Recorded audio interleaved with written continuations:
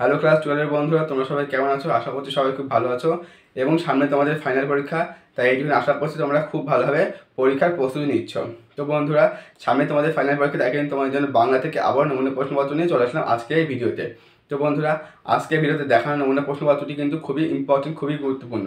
সম্পূর্ণ দেখবে, ভালো লাগে লাইক করে দেবে, চ্যানেলটি সাবস্ক্রাইব করে অবশ্যই পাশে থাকবে এবং পরবর্তী ভিডিওতে অবশ্যই সাহায্য করবে এবং এই ভিডিওটি বন্ধুদের আমাদের বেশি বেশি করে শেয়ার করে দাও। সরাসরি চলে যাচ্ছি মোবাইল স্ক্রিনে, তোমরা দেখে নাও পুরো প্রশ্নপত্রটি। তো বন্ধুরা, আমরা চলে এসেছি মোবাইল স্ক্রিনে, তোমরা এক এক করে পুরো প্রশ্নপত্রটি দেখে নাও। তার আগে তোমাদের একটা কথা বলি, পুরো প্রশ্নপত্রের মধ্যে যেসব প্রশ্নগুলো দেওয়া প্রত্যেকটা কিন্তু খুবই গুরুত্বপূর্ণ, তাই তোমরা খুব গুরুত্বপূর্ণ সহকারে প্রত্যেকটি প্রশ্ন মুখস্থ করে রেখো। তো বন্ধুরা দেখে নাও, উচ্চ মাধ্যমিক বাংলা প্রশ্নপত্র লাস্ট মিনিট ফাইনাল সাজেশন 2025-এর জন্য। তোমাদের সময় থাকবে 3 ঘন্টা 15 মিনিট। তোমাদের মোট 18টি এমসিকিউ থাকবে। প্রথম প্রশ্ন তোমরা এখান থেকে দেখে নাও। এক দাগ, অন্ন হলো মানকি কথাটি বলতো। এখানে তোমাদের উত্তর হয়ে যাবে অপশান খয়ের দাগ, উৎসবের ঠাকুমা। তারপর দেখে নাও 2 দাগের প্রশ্ন, আমি দেখি কবিতার মূল গ্রন্থ হলো। এখানে তোমাদের অ্যান্সার হয়ে যাবে অপশান খয়ের দাগ, অঙ্গুরিতর হিরণ্যজল। তারপর 3 দাগের প্রশ্ন হচ্ছে, অবসন্ন মানুষদের ঘুমহীন চোখে হানা দেয়। এখানে তোমাদের উত্তর হয়ে যাবে অপশান ঘয়ের দাগ, ধুলোর কলঙ্ক। তারপর দেখে নাও 1-এর 4 দাগের প্রশ্ন, সত্য যে কেমন। এখানে তোমাদের অপশান খয়ের দাগ উত্তর হবে কঠিন। তারপরে তোমরা দেখে নাও এখান থেকে 1-এর 5 দাগের প্রশ্ন, মচকা ফুলের পাপড়ির মতো লাল যার কথা বলা হয়েছে। এখানে তোমাদের অ্যান্সার হয়ে যাবে অপশান খয়ের দাগ, নদীর জল মচকা ফুলের পাপড়ির মতো লাল। তারপর দেখে নাও 1-এর 6 দাগের প্রশ্ন, নিহত ভাইয়ের শবদেহ দেখে নাই যদি হয় ড্যাশ। এখানে তোমাদের অ্যান্সার হবে অপশান ঘয়ের দাগ, ক্রোধ। তারপরে দেখে নাও 1-এর 7 দাগের প্রশ্ন, ফেয়ারউইল দ্য ট্রাঙ্কুইল মাইন্ড উক্তিটির বক্তা হলেন। এখানে অ্যান্সার হয়ে যাবে অপশান খয়ের দাগ, ম্যাকবেথ। তারপরে দেখো 1-এর 8 দাগের প্রশ্ন, রজনীকান্ত বাবুর মতে অভিনেতা আসলে। এখানে তোমাদের উত্তর হয়ে যাবে অপশান কয়ের দাগ, অস্পৃশ্য ভার। তারপরে দেখে নাও 1-এর 9 দাগের প্রশ্ন, ঠিক আছে ফেলে দিন না আবার দেব, কি ফেলে দিতে বলা হয়েছে। এখানে উত্তর হয়ে যাবে অপশান গয়ের দাগ, সিগারেট। তারপর দেখে নাও 1-এর 10 দাগের প্রশ্ন, the night is calling me সংলাপটি কার লেখা। এখানে তোমাদের উত্তর হয়ে যাবে অপশান খয়ের দাগ, বার্নার্ড শয়ের লেখা the night is calling me. তারপরে তোমরা এখান থেকে দেখে নাও 1-এর 11 দাগের প্রশ্ন, মরা হাতি সোয়া লাখ কথাটি বলেন। এখানে তোমাদের অ্যান্সার হয়ে যাবে অপশান খয়ের দাগ, রজনী। তো বন্ধুরা, এই প্রশ্নগুলো কিন্তু খুবই ইম্পর্টেন্ট, তাই তোমরা প্রত্যেকটি প্রশ্ন বাংলা থেকে প্রত্যেকটি এমসিকিউ খুব ভালোভাবে মুখস্থ করে রেখো। তো বন্ধুরা, এখান থেকে তোমরা দেখে নাও 1-এর 12 দাগের প্রশ্ন, 12 দাগটাও খুবই ইম্পর্টেন্ট, তোমার প্রেমে আমাকে আবৃত্ত করে দাও কথাটি বলেছে। এখানে অ্যান্সার হয়ে যাবে অপশান কয়ের দাগ, সুজা। তারপরে দেখে নাও 1-এর 13 দাগের প্রশ্ন, 13 দাগের প্রশ্ন তোমাদের একটু স্পেলিং ভুল হয়ে গেছে। তোমাদের প্রশ্নটা হবে, গলদের নিপাত করেছিল গল প্রজাতি হলো।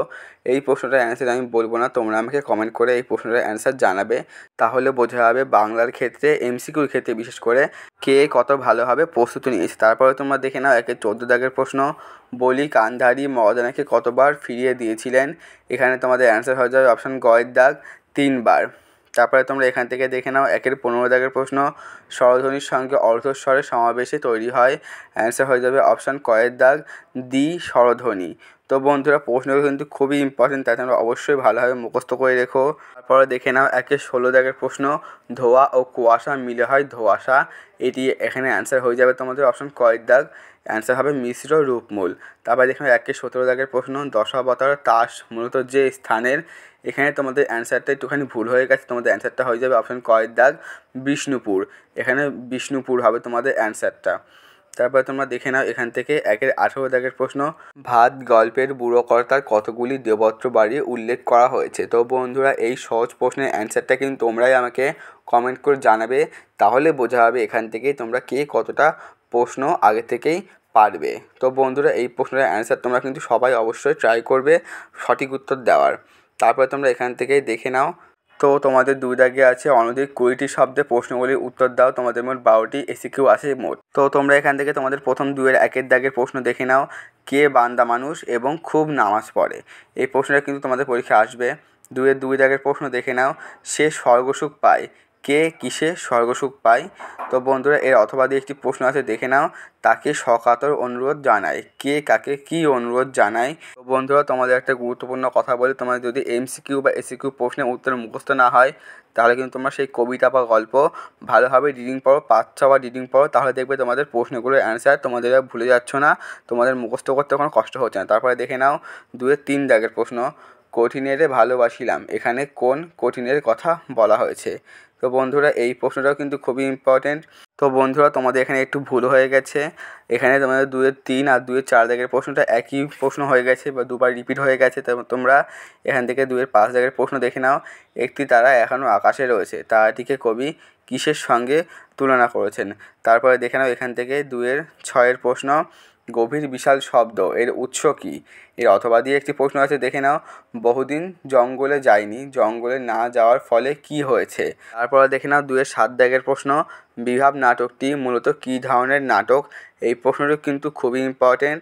তারপর তোমরা দেখে নাও এখান থেকেই 2-এর 8 দাগের প্রশ্ন, 8 দাগে যে প্রশ্নটি আছে সেটা তোমরা দেখে নাও, যুক্তধ্বনি বলতে কী বোঝো? তারপরে দেখে নাও 2-এর 9 দাগের প্রশ্ন, সোনা ঝকঝকে লিমা, লিমা কী? তারপরে 2-এর 9 দাগের অথবা দিয়ে একটি প্রশ্ন আছে, শাঁকা কী? তারপরে দেখে নাও এখান থেকেই 2-এর 10 দাগের একটি প্রশ্ন, ডিকশনারি শব্দটি কবে কোথায় পাওয়া যায়? তারপরে দেখে নাও 2-এর 11 দাগের প্রশ্ন, থিয়েটারে অভিনয়ের আগে রজনীবাবু কী করতেন? এই প্রশ্নটা খুবই ইম্পর্টেন্ট। তারপরে দেখে নাও 2-এর 12 দাগের প্রশ্ন, ক্লিপিংস কী? তো বন্ধুরা তোমরা কিন্তু দেখে নিলে আজকের এই মোট 12টি এসিকিউ টাইপ কোশ্চেন। প্রশ্নগুলো কিন্তু খুবই ইম্পর্টেন্ট, প্রত্যেকটি প্রশ্ন পরীক্ষা আসার মতো। তারপর তোমরা দেখে নাও বড় প্রশ্ন, 3 দাগে আছে তোমাদের অনধিক 150 শব্দের যে কোনো একটি প্রশ্নের উত্তর দাও, 5 মার্কের 2টি প্রশ্ন তোমাদের আছে, একটি লিখতে হবে। দেখে নাও 3-এর 1, কতক্ষণ সে এই মারমুখী জনতাকে ঠেকিয়ে রাখতে পারত কে জানে? সে বলতে কার কথা বলা হয়েছে? জনতা মারমুখী হয়ে উঠেছিল কেন? তারপরে দেখে নাও 3-এর 2 দাগের প্রশ্ন, যা আর নেই, যা ঝড় জল মাতলার গর্ভে গেছে তাই খুঁজে খুঁজে উৎসব পাগল হয়েছিল। দুর্যোগটির বর্ণনা দাও, দুর্যোগটি উৎসবকে কীভাবে প্রভাবিত করেছিল? তারপরে দেখে নাও তোমাদের 4 দাগে আছে অনধিক 150 শব্দের যে কোনো একটি প্রশ্ন উত্তর দাও, 5 মার্কের। তোমাদের মধ্যে 2টি প্রশ্ন আছে, একটি লিখতে হবে। প্রথম প্রশ্ন দেখে নাও 4-এর 1, শিকার কবিতায় ভোরের পরিবেশ যেভাবে চিত্রিত হয়েছে তার নিজের ভাষায় লেখো, সেই পরিবেশ কোন ঘটনায় করুণ হয়ে উঠল? তারপরে দেখে নাও 4-এর 2 দাগের প্রশ্ন, শহরের অসুখ হাঁ করে কেবল সবুজ খায়, উদ্ধাংশটির তাৎপর্য বিশ্লেষণ করো। তো বন্ধুরা ভিডিওতে দেওয়া প্রত্যেকটি বড় প্রশ্ন কিন্তু খুবই ইম্পর্টেন্ট, খুবই গুরুত্বপূর্ণ, তাই তোমরা ভালোভাবে মুখস্থ করে রেখো এই প্রশ্নের উত্তর। তারপরে দেখে নাও 5-এ তোমরা অনধিক শব্দে 150 শব্দের যে কোনো একটি প্রশ্নের উত্তর দাও, 5 মার্কে 2টি আছে, একটি লিখতে হবে। প্রথম প্রশ্ন দেখে নাও 5-এর 1, আমাদের মনে হয় এর নাম হওয়া উচিত অভাব নাটক, অভাবের চিত্র বিভাব নাটকে কীভাবে প্রকাশ পেয়েছে লেখো। তারপরে দেখে নাও 5-এর 2 দাগের প্রশ্ন, নানা রঙের দিন নাটকে অভিনেতা রজনীকান্ত চট্টোপাধ্যায়ের যে নিঃসঙ্গতা ও একাকিত্বের ছবি ফুটে উঠেছে তার নিজের ভাষায় আলোচনা করো। এই প্রশ্নটি কিন্তু খুবই ইম্পর্টেন্ট। তারপরে তোমরা এখান থেকে দেখে নাও 6 দাগে আছে তোমাদের, এখানে তোমাদের আছে অনধিক 150 শব্দের যে কোনো একটি প্রশ্নের উত্তর দাও, 5 মার্কে 2টি আছে, একটি লিখতে হবে। প্রথম প্রশ্ন দেখে নাও 6-এর 1, ভারত জয় করেছিল তরুণ আলেকজান্ডার, একলাই নাকি? আলেকজান্ডারকে এই প্রশ্নের মাধ্যমে বক্তা কী বলতে চেয়েছেন? এর সঙ্গে দেখে নাও 6-এর 2 দাগের প্রশ্ন, গল্পটা আমাদের স্কুলে শোনানো হলো, গল্পটা কি? স্কুলে গল্পটা শুনে লেখকের কী প্রতিক্রিয়া হয়েছিল? তারপর দেখে নাও তোমাদের 7-এ আছে অনধিক 150 শব্দের যে কোনো একটি প্রশ্নের উত্তর লেখো, এখানে তোমাদের 5 মার্কে এই 2টি আছে, একটি লিখতে হবে, একটি লিখলে কিন্তু তোমরা 5 নম্বর পেয়ে যাবে। প্রথম দেখে নাও 7-এর 1, তাতে চেংম্যানের চোখ কপালে উঠল, চেংম্যান কে? তার চোখ কপালে ওঠার কারণ কী? তারপরে দেখে নাও 7-এর 2 দাগের প্রশ্ন, হঠাৎ একদিন ক্ষেপে উঠল কলের কলকাতা, কলকাতা ক্ষেপে ওঠা বলতে কী বোঝানো হয়েছে? কলকাতা ক্ষেপে ওঠার ফল কী হয়েছিল? তারপরে দেখে নাও 8 দাগে আছে অনধিক 150 শব্দের যে কোনো একটি প্রশ্ন উত্তর দাও, এখানেও 2টি আছে, একটি লিখতে হবে, 5 মার্কের। প্রথমে তোমরা এখান থেকে দেখে নাও 8-এর 1 দাগ, উদাহরণসহ ধ্বনিমূল ও সহধ্বনির সম্পর্ক বুঝিয়ে দাও। তার সঙ্গে 8-এর 2 দাগের প্রশ্ন দেখে নাও, গঠনগত দিক থেকে বাক্যকে কয়টি ভাগে ভাগ করা যায় ও কী কী? প্রত্যেক ভাগের সংজ্ঞা ও উদাহরণ দাও। তারপরে দেখে নাও তোমাদের 9 দাগে আছে অনধিক 150 শব্দের যে কোনো 2টি প্রশ্নের উত্তর দাও, তোমাদের প্রত্যেকটি প্রশ্নের মান 5, তোমাদের মোট 4টি প্রশ্ন থাকবে, 2টি প্রশ্ন লিখতে হবে। 9-এর 1 দাগ দেখে নাও, চিত্রকলা চর্চার শিল্পাচার্য নন্দলাল বসুর স্থান নিরূপণ করো। আর 9-এর 2 দাগ দেখে নাও, বাংলা চলচ্চিত্রের ধারায় পরিচালক মৃণাল সেনের অবদান আলোচনা করো। দেখে নাও ৯-৩ দাগ। আমাদের মহাকাব্যে কুস্তি কী নামে পরিচিত ছিল? সংক্ষেপে বাঙালির কুস্তি চর্চার পরিচয় দাও। তার সঙ্গে দেখে নাও লাস্ট প্রশ্ন ৯-৪ দাগ। এখান থেকে ৯-৪ দাগ হচ্ছে বাংলা চিকিৎসা বিজ্ঞানের কাদম্বিনী বসু গঙ্গোপাধ্যায়ের ভূমিকা সম্পর্কে আলোচনা করো। এই প্রশ্নটি কিন্তু খুবই ইম্পর্টেন্ট। তারপরে তোমরা দেখে নাও এখান থেকে ১০ দাগে তোমাদের আছে নিম্নলিখিত যে কোনো একটি বিষয় নির্বাচন করে নির্দেশ অনুসারে কম বেশি ৪০০ শব্দের মধ্যে একটি প্রবন্ধ রচনা করো। তোমাদের মধ্যে একটি লিখতে হবে, 4টি থাকবে 10 মার্কের একটি প্রশ্নের উত্তর। দেখে নাও প্রথম 10-এর 1 দাগের প্রশ্ন, নিম্নে প্রদত্ত মানুষ মানচিত্র অবলম্বনে একটি প্রবন্ধ রচনা করো। বিষয় হচ্ছে বাংলার উৎসব। এই বাংলার উৎসব নিয়ে কিন্তু তোমাদের মোট ৪০০ শব্দে একটি প্রবন্ধ রচনা করতে হবে, তাহলে কিন্তু তোমরা এখান থেকে মোট 10 নাম্বার পেয়ে যাচ্ছ। তারপরে তোমরা এখান থেকে দেখে নাও 10-এর 2 দাগের প্রশ্ন, প্রদত্ত অনুচ্ছেদটিকে প্রস্তাবনা বা ভূমিকা স্বরূপ গ্রহণ করে বিষয়ের গভীরে প্রবেশ করে পরিণতি দানের মাধ্যমে একটি পূর্ণাঙ্গ প্রবন্ধ রচনা করো। বিষয় ছেলেবেলার স্মৃতি। এখানে তোমাদের একই বিষয় করতে হবে, ৪০০ শব্দে ছেলেবেলার স্মৃতি নিয়ে কিছু তোমাদের লিখতে হবে। তারপরে দেখে নাও 10-এর 3 দাগের প্রশ্ন, প্রতিপক্ষের যুক্তির অসলতা প্রমাণ করে সপক্ষের যুক্তিক্রম বিন্যাস করে প্রবন্ধ রচনা করো।